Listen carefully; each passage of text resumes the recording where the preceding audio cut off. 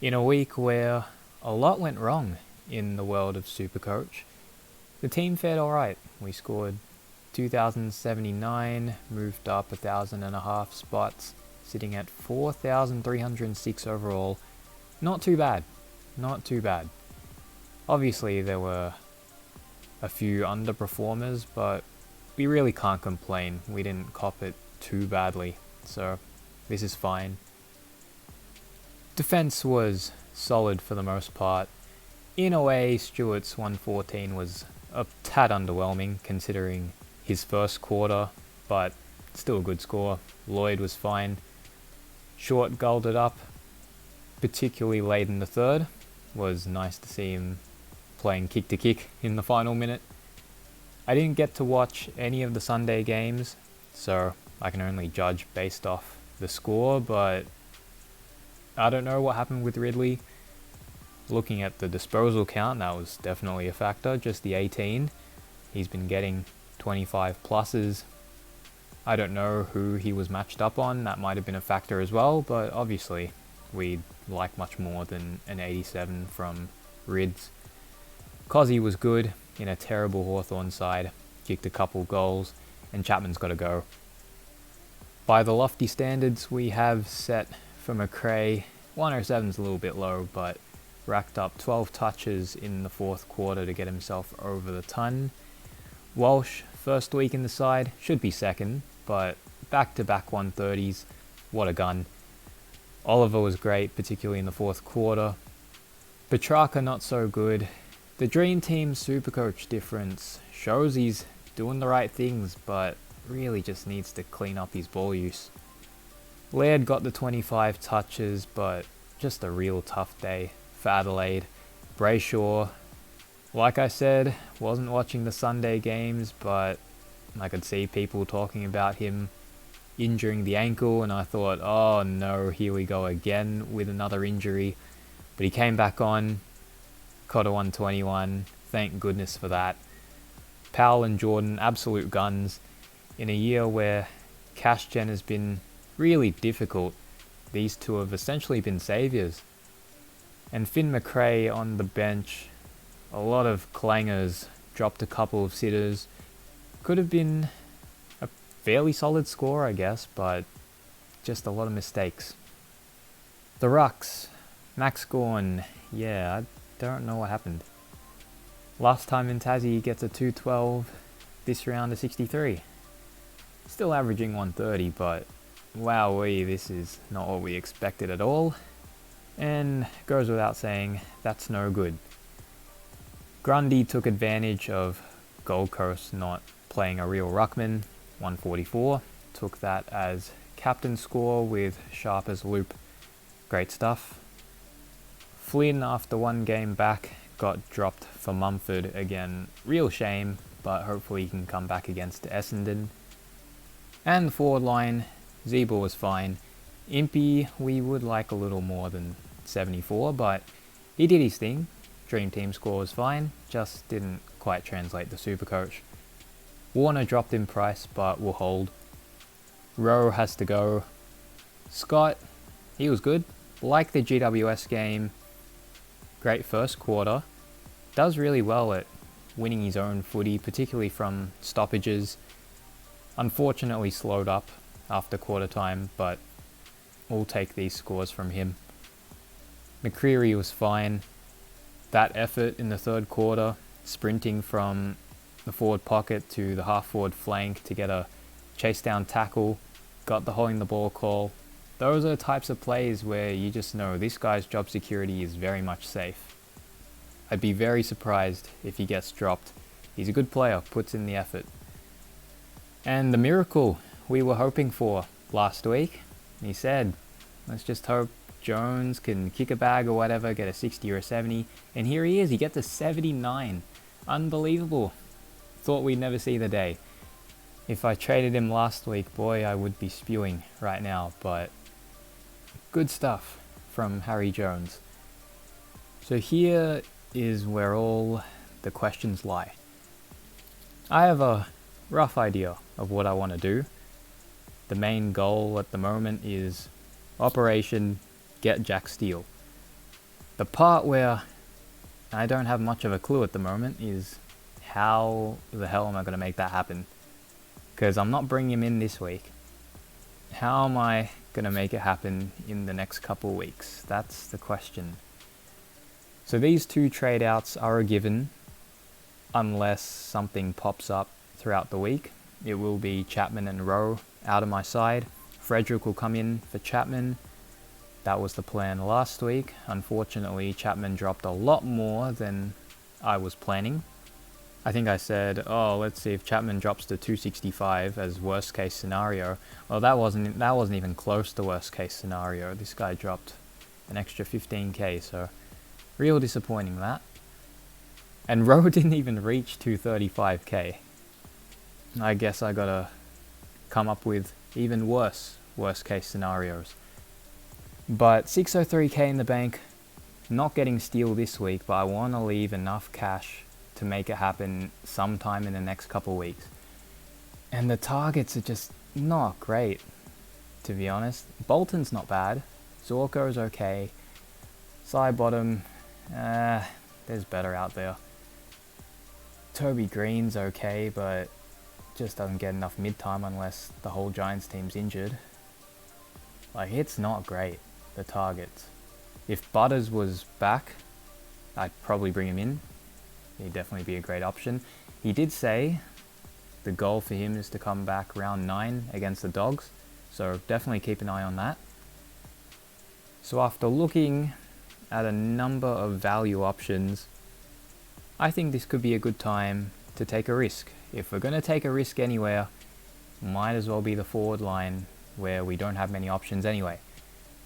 So I'm going to go with another up-and-coming Seagull, Aaron Hall. Real risky, this one. He's had injury issues, form issues in the past, but I think he's really found his role playing as Seagull along with Jack Zeeble. At 415k, that's pretty good value for someone who's got the role, racking up the touches. Then why not take a risk? Look, if it doesn't pay off, it doesn't pay off, but I'm not going to get anywhere playing it safe every week. This leaves me with 187.5k in the bank, which I really like, because obviously we want Jack Steele. We definitely want to keep as much cash as possible to make it happen. So with 187k in the bank, next week I'd probably go Cozzy and Scott out. Let's say Scott to Collier Dawkins. Scott gets to... he's projected to go up another 20k, but worst case scenario 245 maybe? And I say that and he's not even going to make it, but we'll go 245. He gets the 245k, we trade him out to Collier Dawkins, that's about 121k. That leaves me with 308. Yeah, 308. Cozzy out. If he gets... his break-even's down to negative 21, I think it is. That's really good. So maybe 280k or something? I don't know, he just went up 50k, so maybe another 30k, that seems reasonable. 280 plus 308k will give me 588. I don't know what options we'd have at 588. I don't know what his projected is, but according to FootyWire, Steele is projected to drop to 585. So that would give me enough. Only just. But if this scenario happens to pan out, I would have just enough to bring in Jack Steele next week. So that's a possibility. Something to consider. But then when it comes time to bring in Steele, and if we have enough, we'd have to consider what we could do with that cash the following week and the week after. But we'll get there when the time comes. So at this stage, Jack Steele next week is a most definite possibility. But for now, we're going to stick with these trades. Chapman to Frederick, Rowe to Hall. Big risk, but why not? He's got the role, racking up touches. I don't think form should be too much of an issue. North fans seem pretty happy with his efforts, so I don't mind this. Obviously, if something else pops up throughout the week, I'll reverse, but I'm pretty happy with these trades. I have to look at Hall's ownership as well, see how much of a pod he is. But I like the pick. I do like the pick. So, team this week. Frederick on for Sharp. Probably go Gorn, Vice, McRae, captain. Let's hope those two can bounce back in a big way. Dusty should come back, hopefully. Led into defense. It depends if I want to field Scott or not. Because Cozzy hasn't been too bad. He's not a bad field option at all. I can't bench McCreary because even though Jones got a 79, I still don't trust him on field. So he stays on the bench. He can make us some coin the next couple weeks. So it really depends. Cozzy or Scott? Who do I want to field? I'll have to think about that one. Scott is going up against Carlton. I don't mind that. He's shown ability to win his own ball. And if he can put that together for 4 quarters, maybe he can put up another solid score. And Cozzy's up against West Coast, who have some solid key backs. Actually, is McGovern injured? I don't know. I'll have to look at that. We got a fair few days to think about it anyway, but we'll go Scott. We'll go Scott for now. So that means Laird into defense and Scott on field for Sharp. So this is how the team will look heading into round 8. Don't mind it at all. Stewart at D1 now, that's nice. Hopefully Steele in next week. Fingers crossed, injuries don't derail the plans, because you just never know in this year of SuperCoach. Before we end it off, we'll throw out a few potential upgrade targets you could look at. I'd say for the forward line, Shea Bolton, not bad at all.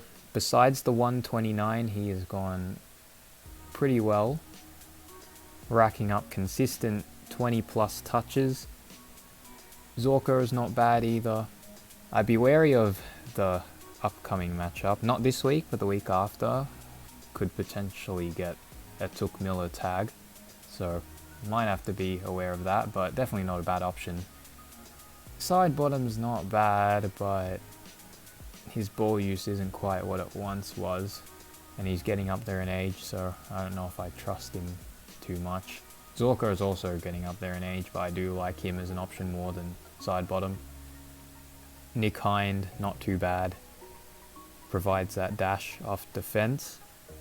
Consistent scores might be the issue, but if you're looking for value, he's definitely not a bad pick. In the midfield, Josh Kelly, as bad of a starting pick as he's been, I think the Whitfield and Hogan inclusions are huge for him in terms of getting back to his preferred role and getting back to his best scores. Got the 129 against Adelaide. Obviously, need a bigger sample size. Need to see how he goes in a different sort of game, because they absolutely tore up Adelaide. So see how he goes next few weeks, but definitely one to consider. Great value for the quality of player that he is. Tom Mitchell, he's become sort of like a Matt Crouch of 2019, racking up so many touches but barely scraping the ton or falling short of it. We know what he can do, but I'm just not sure about him this year. We'll have to see if he can pick it up in the next few weeks, but at the moment, wait and see on Mitchell. Defense, Stephen May, if you want to pick him up, now is the time. Great value, just got the 145, so he's not going to get any lower in price. Might have to watch out in terms of buy structure, because Sydney, St Kilda, Freo, they all share the same bye. Houston's set to drop a fair bit. I didn't watch the game, so I don't know how much his shoulder affected him. But he had a really good start and then just disappeared, really, for the rest of the game. So I don't know if that was shoulder potentially bothering him or anything like that, but he's set to drop, so he might be one to look at. I don't think I'll go back there, but Caleb Daniel, real value now, just got a 117. Was an absolute ball magnet against Richmond, so if you're looking for value, he's not bad either. Oh, and a couple players already in my team. Gotta think from a perspective of not having these guys. Definitely plan for Ridley. He's gonna be cheap as chips. Real shame that I traded him in at top dollar, because now he's gonna be so cheap. So very lucky if you don't have him, because he'll probably go under 500k. Oliver, while he's not at a real value price, he's definitely a must-have, and at 591k, definitely a good price to bring him in. Dusty as well, he'll drop another couple weeks. Unless he goes big, then this is probably his lowest, but he might have another price drop or two. Either way, he's definitely value. Brayshaw went up, but he's still value in the midfield if you're looking for it. But anyways, that will do it. Hopefully you all had a good week and avoided most of the carnage. Good luck to you all for round 8, and I'll see you guys in the next video.